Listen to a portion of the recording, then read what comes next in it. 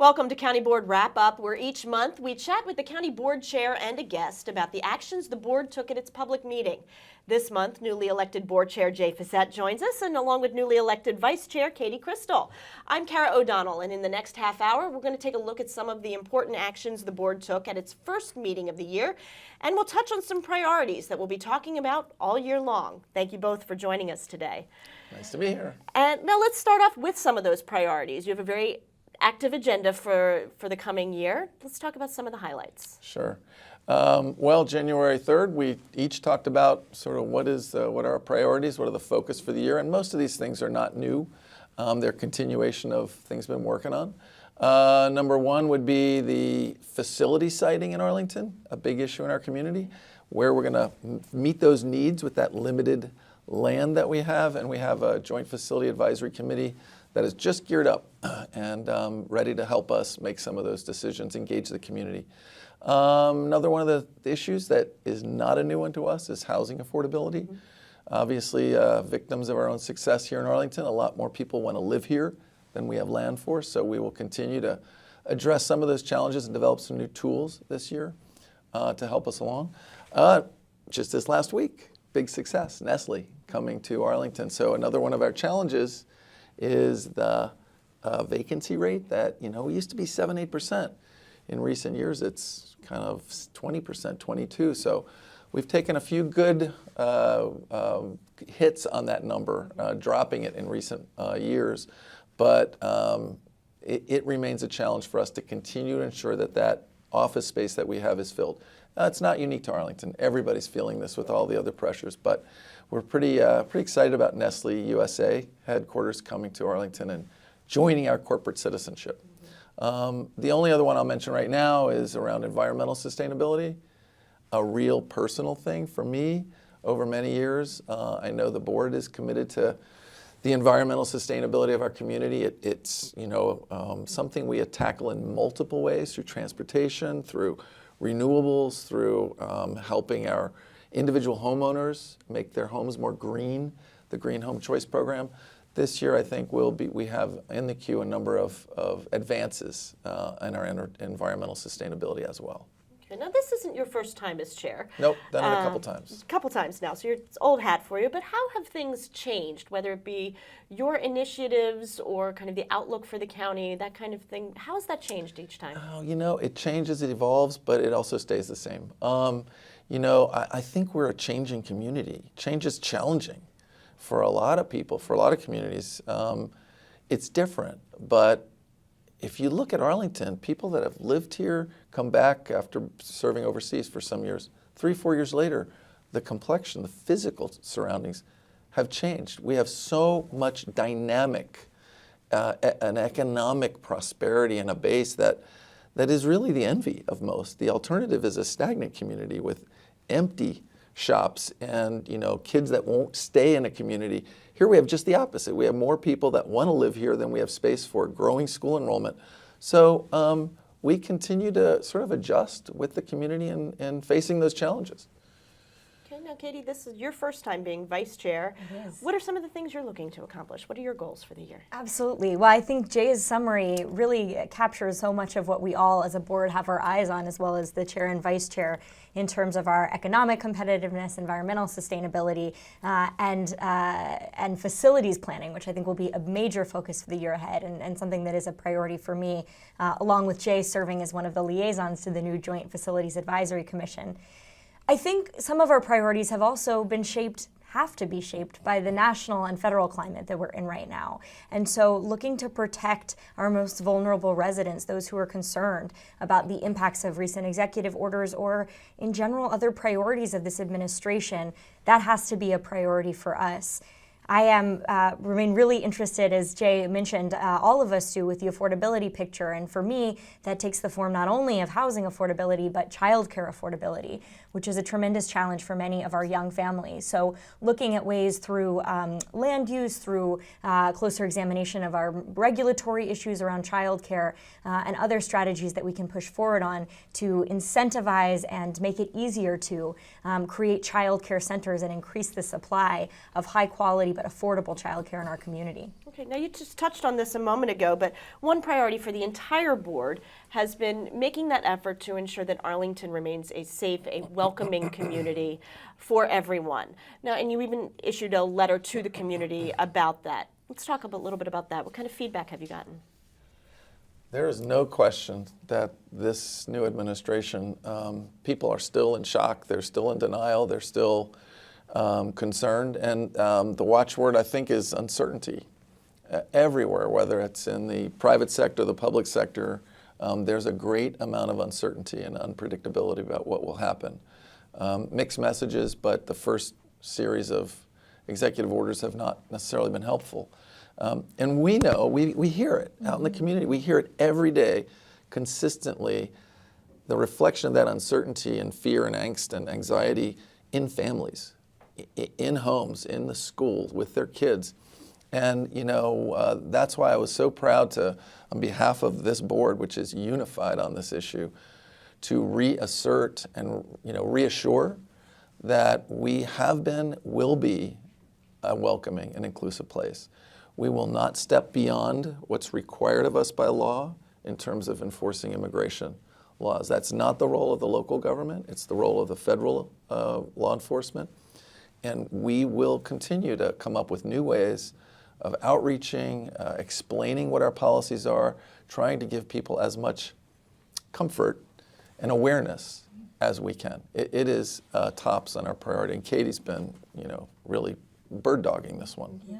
And I appreciate, Kara, that you asked what kind of feedback we've gotten, because I think it's important when we talk about a welcoming community that we're not talking just about what are the policies of your government and your board. This is about how community members treat one another and the expectations that we all have for our community. One of the things that has been tremendously heartening and makes me very proud to lead Arlington is how much mail, communication, feedback in the community we've gotten, not just from folks worried about their own circumstances, but from members of our community who want to know what they can do to help and want to hold their local government accountable for protecting their friends and neighbors and families who are so important to them. And so it is, you know, we've heard, you know, from a number of people. Of course, no one is ever entirely unified in a community. There are divergences of opinions and different approaches even within Arlington towards recent executive actions. But we are hearing loud and clear that this is a welcoming community in all its forms, not just in terms of government policy. Now, one term that kind of gets kicked around a lot is that term sanctuary city, or in Arlington case, sanctuary county. Is Arlington a sanctuary county? Yeah, the term sanctuary is not defined anywhere. It is a term without a clear definition. Hence, from the beginning, we've not used that term to define ourselves. We define ourselves and explain that we're welcoming and inclusive. I don't know if it's a difference without a distinction, but the truth is we have taken every step that, and we will continue to, that we can to ensure that we're welcoming and inclusive. I mean, let's look at what Arlington is. It's safe. People treat each other with respect. We have an incredible community that we've created built on that respectfulness. And we do not want to break that down or let anyone else break it down. So we're going to do everything we can to reaffirm it. At every level, from government to law enforcement to schools to neighbors helping neighbors. Absolutely, in all its forms. All right, well, thank you both very much. We're going to take a short break now, and when we come back, we'll talk about a newly appointed commission that got to work this month. Stay with us.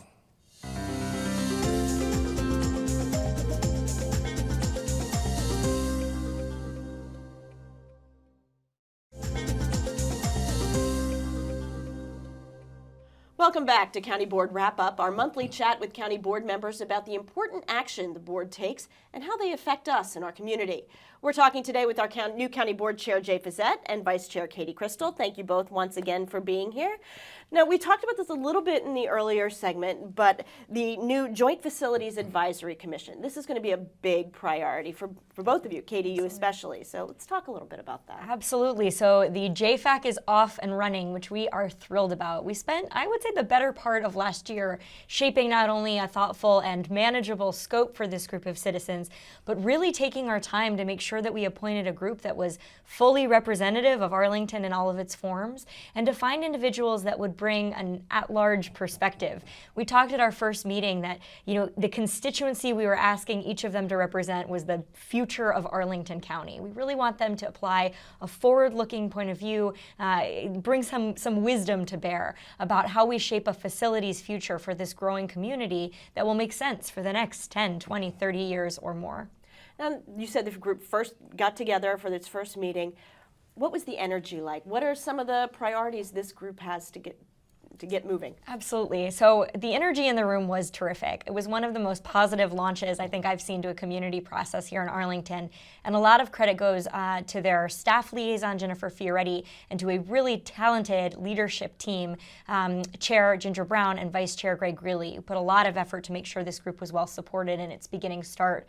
They will be tackling the interesting challenge of both looking at long-term issues in their first year, as well as helping give us some advice on some really important, more immediate land acquisition and siting and use decisions. So they will be focused in particular on the property for potential acquisition, the Buck property across from Washington Lee High School, an opportunity for a possible land swap in Shirlington related to that property, and a set of possible swaps or trades with Virginia Hospital Center. And you said that this group is not wasting any time. They are getting out and rolling. You mentioned they'll be going out on a bus tour. Absolutely. So one of their first actions will be a bus tour of some of the sites that I just mentioned, as well as a few others around the county. I think we see all the time, and our citizen leaders know, that there is nothing like seeing something for yourself to get a sense of the terrain of a given site, for example, or how something might be set up. So as they make use determinations, we really want them to have in mind the picture of what these sites really look like and can potentially accommodate what the opportunities for multi-use, for example, might be. And I just want to emphasize that the backdrop to this is a growing community with new people living here, adults, new kids in the schools, and that means growing needs, whether it's for bus storage or schools, community facilities, and limited land. So it's really a tough challenge. We're going to be able to add some land to the inventory. We'll have to go over, we'll have to go under. Just what the community facility study said, we need new creative ways of meeting these needs and mixing and matching the available limited land with that group. And this is completely collaborative with the schools. That's the other piece.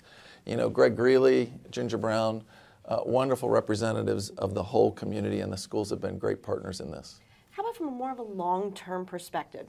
Getting the schools involved with the community. This is really a unique process. And what are some of those long-term issues that the committee's going to be looking at?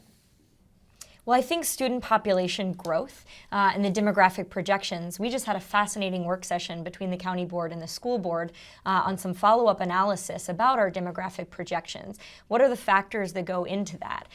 What do we know about the changes, for example, in single-family housing, which still generates the overwhelming majority of our students? And how are we predicting and evolving our models to make sure that we don't miss student population booms? So those demographic conversations will be under the purview of JFAC. We're also going to ask for their insights when it comes to our capital improvement planning, both on the school and county side. The schools also have what they call their AFSAP, their long-range facilities plan, and we're working on developing something similar on the county side. It's a big lift, right? We don't do just school buildings. We do everything from salt domes to community centers to police impound lots. So trying to get our arms around that kind of long-range planning, a little bit of a lift, a little bit longer term, but the JFAC group is going to have a lot of influence, discussion, and there'll be a key area for us to get feedback as board members and as staff. Another issue that we've been getting a lot of feedback on, and that we've been seem to be talking about a lot in the last few months, is that issue of the sharing economy and short-term residential rentals. I know this came up a lot here at the beginning of the year of putting some regulations in place before the inauguration. What have you been hearing from folks, on both sides of the issue, and where do we stand now? Yeah. I think we're in good shape, really. It's really a tribute to the staff and the community that in a relatively short period of time, we tackled this issue, and only a few places in the Commonwealth have done that. Part of the reason we wanted to do it quickly was that the General Assembly had passed some laws last year. They put them on hold. They're trying to tackle it again this year, and we felt that as one of the jurisdictions that has more of these units, 1,500 in 1 month last summer alone, that we needed to provide a legal way for those units to exist and to help inform what the legislature's doing. And I think we've succeeded in doing it. After successfully adopting an ordinance in December, the community feedback we got, which was really terrific. I mean, the quality and the level of feedback was really high. And we heard it, we listened, and we had to advertise a couple of other adjustments to come back and make some amendments in January, just at our last meeting. The big one there, for example, was we added to the eligible folks that can have a short-term stay in their unit, in their home. It has to be their primary residence, are renters. So not only can homeowners do this, but someone who rents an apartment can do this. Now, they have to have the approval and permission from the property manager or the owner of the unit, because that person can further prohibit or just limit the opportunity or the option. But if they allow it, they meet our regs, and then they can do it as well. So that was a big change, and I think brings a whole lot more people into the fold that can take advantage of this opportunity. And you mentioned that now down the line, there's going to be some additional changes, so we want people to really register now. Yeah, sure. I mean, if we had 1,500 in 1 month in July so far, and the goal is expediting this, making it easy to go online and register your unit. Less than 100 have done so far. If you do it soon, we encourage you to do it, because at some point there will be enforcement. Complaint driven, but there will have to be enforcement, and there'll probably be a registration fee applied once we get to July. So you got 6 months or 5 months left to get in and not have a fee, because come July there'll likely be a fee to register. So we encourage everyone to go online and do this. It's not hard. We tried to make it easy, and we are really trying to be a good partner with the sharing economy here. Okay. I know another issue that we've talked about several times, and I know is a big priority for you, is affordable housing. And we've got some movement in the Westover area. So tell me a little bit about that. You want to take this one? Sure, Okay. absolutely. So we are trying to respond quickly to what we're seeing is a loss of market rate affordable garden apartments in Westover. We're losing them to redevelopment. And Westover is a wonderful mixed income community. And we hear often from the Civic Association there, as well as from some of the more traditional players in the affordable housing space, that they really want to keep this element of affordable Westover. So our staff has been working to try to address some of these issues as expeditiously as possible. And we were really fortunate to have a partner in the Arlington Partnership for Affordable Housing, or APA, which responded to what they knew was a board priority by seeking and seizing this opportunity to acquire a number of properties which they will now renovate and commit as committed affordable units, so that they will retain that status for many, many years to come. So just this past month, we took an action to do a loan from our Affordable Housing Investment Fund to help pay for the acquisition and renovation of those properties. So we are really excited to see where this goes. APA is pursuing an aggressive timetable for renovation so that these really can stay committed and be high quality as well as affordable homes. Great. Well, We've got to do what we can to both preserve and create new. And the Affordable Housing Master Plan speaks to all these tools and all these goals. In Westover, it's about preserving some fabulous garden apartments and mid-rise buildings. Right, that eclectic character of Westover. All the above: historic, affordable, character of the neighborhood, all good outcomes. All right, we're going to take another short break, and when we come back, we'll talk about an Arlington program that is working to reduce the incidences of domestic violence, as well as developments with the county's towing ordinance. We'll be right back.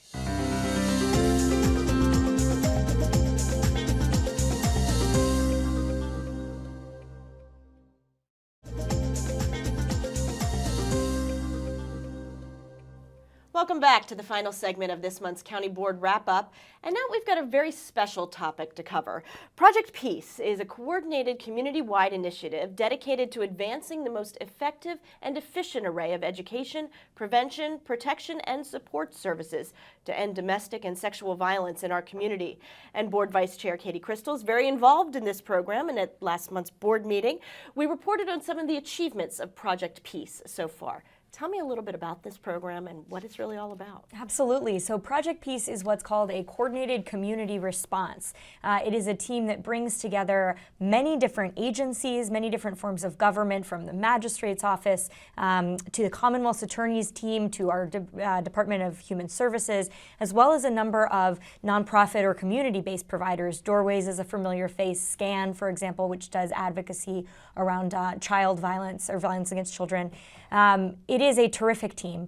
Project Peace just turned 10 last year. It was founded by Barbara Favola, formerly of the county board, now in the state senate, and really has taken off its work in the last year or two under the leadership of Cheryl Bozarth, who is the new Project Peace coordinator who joined us in 2016. One of the things we were highlighting last month is really an exciting achievement for this coordinated community response, which is a protocol, which is a sort of bureaucratic term, but what basically it means is that we are running with a new law that came about, took effect last summer, a law actually brought about by the hard work of Senator Barbara Favola, that takes weapons and specifically guns away from those with a permanent protective order against them. Folks find it a little hard to believe that you could have a permanent protective order against you because of a situation of domestic violence, but still have unfettered access to firearms. Because of this law and now this hard work across many different agencies and many different teams, that will no longer be the case. When there is a situation of domestic violence and a permanent protective order, firearms will be taken away from those individuals, and we know that this will save lives. So we are incredibly excited about this work and excited about making sure that those in the community know that this is something, a protection that they are entitled to when they receive a permanent protective order. How about some of the other resources available and the programs through Project Peace? Absolutely. So we're working on a lot of different fronts with Project Peace. As you mentioned, education is a big piece. We have a dynamic work group under the leadership of one of our staff members who works on the Partnership for Children, Youth, and Families, and former school board member, Abby Raphael. And they are working on education in our high schools because we know that's where the education about consent and understanding intimate partner violence has to start. So they've received a number of grants in recent years to reach out to more students, to have a bigger student presence. And there was a healthy behaviors survey done a couple years ago of Arlington Public School students that demonstrated there is now greater awareness of healthy dating behaviors, which is exactly what we're trying to do, is not only the community response to domestic violence and sexual assault, but the prevention and education piece. So this will be something that's an ongoing effort and that we hopefully can expand on over time as well. Absolutely. All right, wonderful. And then we do have one final topic to touch on today, and this is always one that's a big hot button issue for Arlingtonians, and that is the towing ordinance. Oh, from domestic violence to predatory towing. Excellent transition. What can you tell us about the towing ordinance as it stands right now and how it's going to impact Arlington? Sure. I'll start out. Katie can finish this off. The board voted 5-0 in December to amend our towing ordinance to provide some enhanced protections for consumers. You know, we've just seen, and a lot of urban places have seen, some real ratchet up in what's called predatory towing. It's really aggressive tows that take place in the first minute or two or three that somebody parks, and then they step across an imaginary line on the sidewalk. And nobody is really benefited when that car is towed and your day is put in turmoil and you have to pay a huge amount of money to get your property back. So it really seems to many of us that penalty exceeds the crime, especially when the only beneficiary is really the tow company in this instance, not the property owner. So while towing is important in an urban place and you have to be able to move a car that's put in the wrong place, taking up space, we know that these aggressive tows go well beyond that line. And we've tried to put in place some protections that are authorized explicitly in the state code to allow for an authorization, require it at the time of the tow in certain instances for commercial properties during their business hours. This is a program or an implemented policy in Virginia Beach and Stafford County. And all of a sudden in the legislature, there is an effort to strip Arlington and Northern Virginia of this option while leaving it in place in places like Virginia Beach, where it's been successful for years. So our legislators are working hard to defeat the legislation and allow some balance to still exist between the property owners and their rights, absolutely, and protecting consumers from these over-aggressive situations. Now, there was discussion at one point about that whole second signature aspect for a tow. Is that still something that's on the table or no? So that was the consumer protection to which Jay was just referring. We've called it real-time authorization because it doesn't literally have to be a signature. We're simply asking that whomever the property owner or business tenant might be says and affirms, you're right, this car is illegally parked, it's blocking my paying customers, and we'd like you to remove it. So there's a little bit of affirmative additional step to kind of get at some of that really aggressive towing that Jay mentioned that isn't serving a lot of interest. So we did, as Jay mentioned, vote 5-0 to implement such a provision, again, currently allowed in the Code of Virginia. And we really took a lot of care to shape it as narrowly as possible so that it wouldn't inconvenience the business owners. We also delayed and deferred implementation of it to take another few months. We thought, we have a lot of smart partners at the Chamber of Commerce, for example, and others. If we can work out another solution that gets at this, what's really a real problem for consumers, while still respecting and perhaps better respecting the interests of property owners or business tenants, we are all ears. So it's about creating and shaping a kind of narrowly applied policy that will address this problem without an overreach. We think the bill right now that's before the House in Richmond is exactly the opposite. It's not narrowly shaped. In fact, it's a great overreach. Not only would it strip us of our ability to implement real-time authorization, it would raise tow fees for the second year in a row, up to as much as $250 on Saturday evenings and Friday evenings, which we know is really burdensome. They took that was out? The original bill, but they took the fee increase out. Ah, okay. They So did, trying to move it along, but There we they've go. taken the fee increase out. I think people expect they'll be back next year to try to raise the do the fees same again. thing. So we Yeah. need people to raise their voices, to talk to their state legislators, thank our Arlington delegation for standing against this bill, and encourage their friends in other affected jurisdictions, Fairfax, for example, or Alexandria, to make sure their state legislators know that this is not a bill that they want and that these consumer protections are important to them.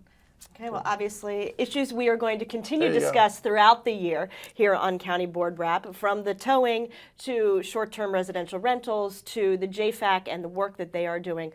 A lot of important issues coming up for 2017. And that brings us to the end of another County Board Wrap-Up. Thank you, Jay and Katie, for joining us today. And join us next time when we'll be taking a close look at the county manager's proposed budget for fiscal year 2018. Until then, thank you for joining us for another discussion of the actions the board takes that affect you and your community. To find out about all of these issues and more, visit our website at arlingtonva.us.